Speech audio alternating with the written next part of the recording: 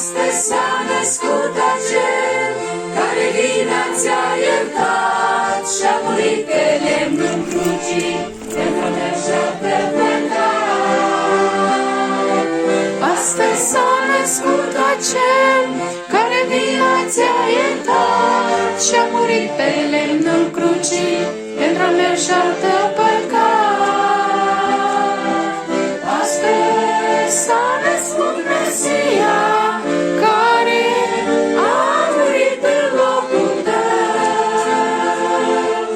Astăzi s-a născut acel ce-a iertat păcatul greu.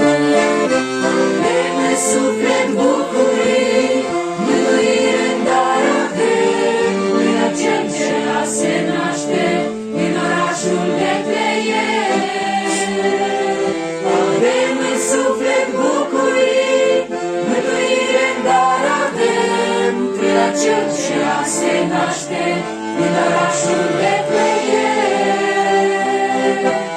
Astăzi s-a născut Mesia, care a murit în locul tău. Astăzi s-a născut acel ce-a iertat păcatul greu. Veșnic vom cânta Iisus, în slavă vei veni, și-o cânta toți aleluia, prin de când ne-am întâlnit. Veșnic